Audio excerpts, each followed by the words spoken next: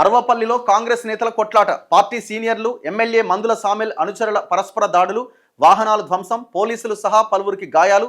చిచ్చురేపిన నూతన మండల అధ్యక్షుల నియామకం. ఇప్పుడు ఈ నూతన మండలాధ్యక్షులకు సంబంధించిన నియామకము నాకు తెలిసి మహేష్ గౌడ్ దగ్గరికి ఆ లిస్ట్ ఎప్పుడో వచ్చింది. మరి ఆయన ఎవరెవరితో సంప్రదింపులు చేసినారో ఏమో తెలియదు, కానీ మొత్తానికి ఆ లిస్ట్ని ఆయన బయటపెట్టిండు. 9 మంది.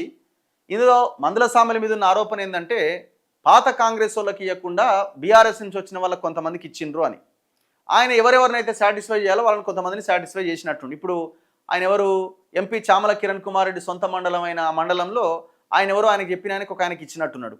ఇక మిగతా దగ్గర అసంతృప్తులు ఎక్కువైపోయినారు. వాళ్ళంతా చామల కిరణ్ కుమార్ రెడ్డి దగ్గరకు వచ్చి చామల కిరణ్ కుమార్ రెడ్డి ఒక లెటర్ రాసిండు. ఎవరికి? మహేష్ కుమార్ గౌడ్. ఇది తక్షణమే ఆపేయండి, గొడవలు అవుతున్నాయి, అందరినీ సంప్రదించిన తర్వాత నిర్ణయం తీసుకోవాలని.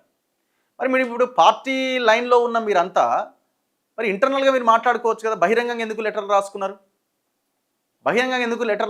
అది బహిరంగ లేక అవుతుంది కదా. మళ్ళీ ఒక 1000 బండ్లు పెట్టి గాంధీ భవన్ దాకా అందరినీ పంపించాల్సిన పరిస్థితి ఎందుకు వచ్చింది? ఒకవేళ మందుల సామెలు తప్పు చేస్తే, మందుల సామెలు కరెక్ట్గా పనిచేయకపోతే మీరు ఇంటర్నల్గా సమస్యను పరిష్కరించుకోవచ్చు కదా. మరి దీన్ని బహిరంగపరచాలి, దీన్ని ఓపెన్ చేయాలనే ఆలోచన మీకు ఎందుకు వచ్చింది? తుంగతుర్తి నియోజకవర్గం మీద అందరి కన్ను ఉన్నది. ఇప్పుడు ఎవరికి వాళ్ళుగా మేము రాబోయే 2 ఏళ్లలో జరిగే ఎలక్షన్స్లో మేము పోటీ చేయాలంటే మేము పోటీ చేయాలి. అది రిజర్వేషన్ మారే అవకాశం ఉంది. డీలిమిటేషన్లో భాగంగా ఒకటి ఓసీఐ జనరల్ అయ్యే అవకాశం ఉంది. సో ఆ జనరల్ స్థానంలో మేము పోటీ చేయాలని ఖర్చీఫ్లు వేసుకొని కూర్చోవడానికి ఈ ప్రయత్నం ఇదంతా. సో ఇది అక్కడ ఉన్నటువంటి వ్యవహారము.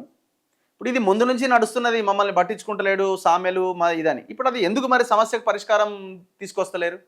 పిసిసి కానీ మిగతా నాయకులంతా కూర్చోబెట్టి ఏం జరుగుతుందని ఒక రివ్యూ చేస్తే అయిపోద్ది కదా. అంటే వాళ్ళకు కూడా ఏంటంటే ఈ గొడవ ఇట్లనే నడవాలా, ఈ గొడవ ఇట్లనే నడిచి ఆయన అవతలికి నూకి మనం ఆడ కూర్చోవాలన్నది ప్లాన్. అంతకుమించి ఏం లేదు అక్కడ.